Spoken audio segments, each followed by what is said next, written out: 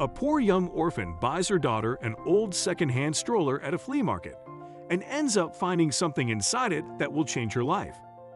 Carrie Donovan met her husband Tyler in foster care.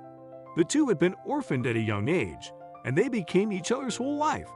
They married straight after high school, and it looked as if they were on their way to a happy life together. 5 years later, Tyler had a good job with a construction company as a supervisor, and he had good health insurance and a reasonable salary, so they decided it was time to have a family. To Carrie's joy, she was soon pregnant and life seemed perfect to the happy couple until Tyler had a terrible accident at work. He fell from the 3rd floor and hurt his back badly.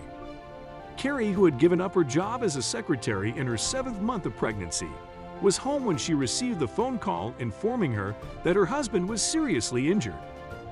She rushed over to the hospital, and her distress was such that she went into labor weeks before her due date. The happiest moment of her life was also the worst.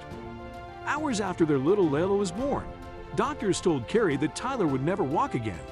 When Tyler left the hospital 6 months later, he was in a wheelchair. The insurance paid off some benefits, and Tyler received a disability pension, but money was tight, especially with a tiny baby in the family.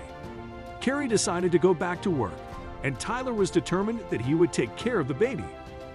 Carrie found a job at a busy diner and often had to work the night shifts.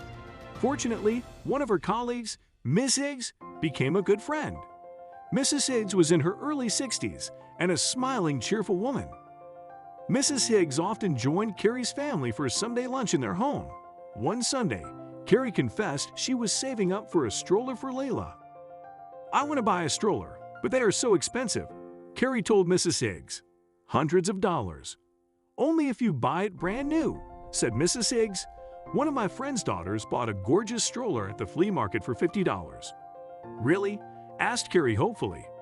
"Kindness is sometimes done by a hidden hand." "Yes," said Mrs. Higgs. "Strollers are expensive, and children only use them for a year or two, so people sell them. I tell you what, I'll take you to the flea market next week." The next weekend, Carrie and Mrs. Higgs went to the flea market together, and sure enough, there was a lovely old stroller. Mrs. Higgs inspected it carefully inside and out and declared herself content that it was in good condition. Carrie paid for the stroller and wheeled it home happily. She proceeded to clean the stroller inside and out, but when she pulled out the seat cushions to wash them, she found an envelope underneath. Intent on getting the stroller ready, Carrie set the envelope aside, and it would be 3 days before she remembered it again. Carrie was tidying her desk when she came across the envelope. She turned it over and opened it. Inside was a single sheet of paper. It read, "If you're reading this, you're probably a young mother just like I was, and I'm dead and buried. I hope that I can bring about some positive change into your life. Go to House 8 on 3rd Avenue and look under the oak." The next day, Carrie went to the address of the note and found an old abandoned house, and in the garden was a huge old oak tree with a white stone in its shadow. Could there be buried treasure here? Carrie was a little embarrassed to believe it, but was excited as a child on Christmas morning. The next day, she was back with a shovel and started digging under the oak. She dug that yard for days but found nothing. Carrie was ready to give up when she found a note in her locker. "You're not supposed to dig. What you're looking for is in plain sight under the oak." Carrie gasped. The mysterious note was in the same handwriting as the note in the stroller. That afternoon, she hurried back and took another look at the stone under the oak.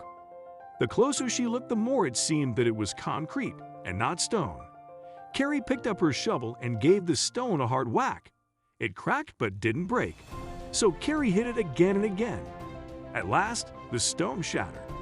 Inside was a small metal strongbox with a key in the lock. Inside the box, Carrie was delighted to find several thick wads of cash and what seemed to be a fortune in jewels. On top of the treasure was yet another note. "My dear, life brought me love and wealth, but what I most wanted was a child.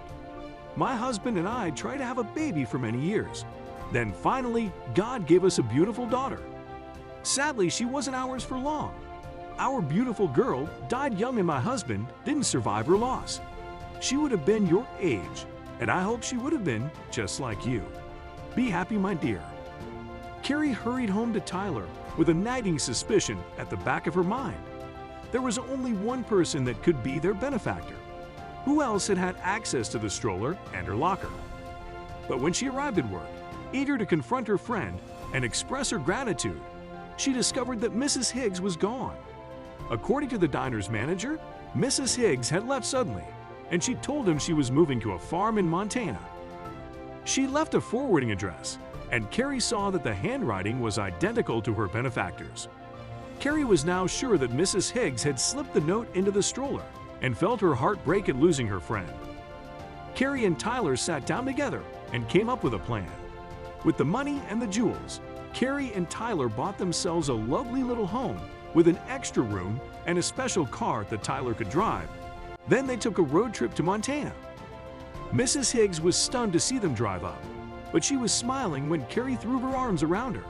"It was you," cried Carrie, hugging Mrs. Higgs. "It was you all along. Please, I don't want to lose you, my darling Mrs. Higgs." Carrie and Tyler invited Mrs. Higgs to come back to the city and move in with them. "I love you, Mrs. Higgs, and once you were gone, I realized how much. Won't you come back with us?" Carrie said, "I know I can't take the place of your girl, but Tyler and I need a mom, and Lila needs a grandmother. We were hoping you'd take the job." Mrs. Higgs accepted with her eyes filled with tears. For the first time in many years, life promised to be an adventure, and she ended up sharing in the happiness she helped to create.